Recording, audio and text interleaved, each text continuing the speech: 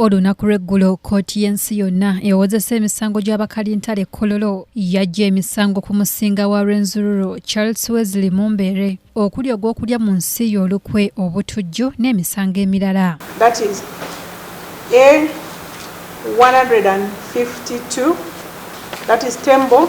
Omusinga abadde avunaanibwa wamu n'abalala 218. Mu mwaka ogwa 2016 Kasese abantu abawerera ddala baafa mu bitundu bino amagye g'eggwanga bwe gaalumba olubiri olwa Rwenzururu Charles Wesley Mumbere era nga gye byaggweera ng'abantu abawerera ddala 218 bakwatiddwa.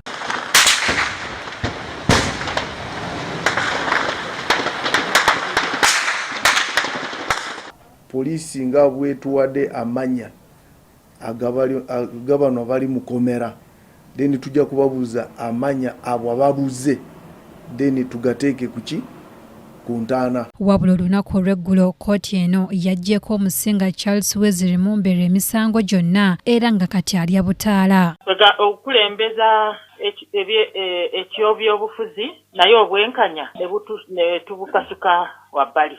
Kyekyo nze nange nga omulwanirizi w'eddembe ly'obuntu nange kyekyo kimbobya omutwe. Mu kwogerako ne ssentebe ow'akakiiko ak'eddembe ly'obuntu mu ggwanga Mariam Wangandye agambye nti akyalina ebibuuzo bingi ku nsonga eno naddala abantu abafiira mu mbeera eyo. Kisinga okubakwatako be bano abasibe be bagamba nti baafiira mu kkomera, naye abantu abaatibwa abaaviirako bano okukwatibwa ne basimbibwa mu kkooti ne basomerwa emisango ne batwalibwa ku rimandi bo kirabika tebabakwata. Naye nze bonna bankwatako ba victims, the victims of those killings, the murders. Kirabika nti bo teri abafuddeko. So naye nja kumala kwetegereza ensonga eno beeko n'ebibuuzo byembuuza. Bannamateeka okuli George musisi ne luyimbazi nalukoola bagamba nti bino byakoleddwa mu nkola ya byabufuzi. Emisango gwalimu ebyobufuzi n'okufuluma gwabadde kwa byabufuzi kubanga abantu okubeera mu kkomera ebbanga eryo lyonna lyonna nga tebavunaanibwa nze ndowooza kye kimu kukulinyirira eddembe ly'obuntu ekisinga mu ggwanga muno. Ate ku nkomerero ya byonna tewabeerawo bwenkanya kubanga okugeza abantu bano baba baaguzza tetuyinza kumanya, baba tebaaguzza emyaka gyabwe gyonna gyonna ani agenda ogisasulira. Obwenkanya bulwisibwa nnyo, ate obwenkanya obulwisiddwa bwenkanya obummiddwa. Kati emirundi egimu wabeerawo oli avunaana olwo ey'ekikyawa olumu n'agenda ne mu terms z'atayagala asobole okuwona ekisanga ekiba kimuli mu bulago.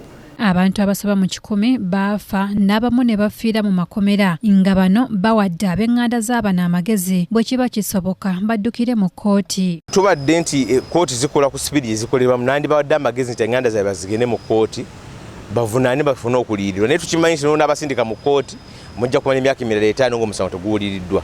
N'olwekyo nze ndowooza nti kyannaku era kinakuwaza kubanga kitegeeza nti tetwamanya oba oliawo baali baaguzza oba tebaaguzza baafa oluvannyuma emyaka 3 4 nga tebawulirizibwa. Omuntu yalifiiridde mu kaduukulu ng'ate gavumenti yeekatwala naaba nga tafunye bujjanjabi bumala.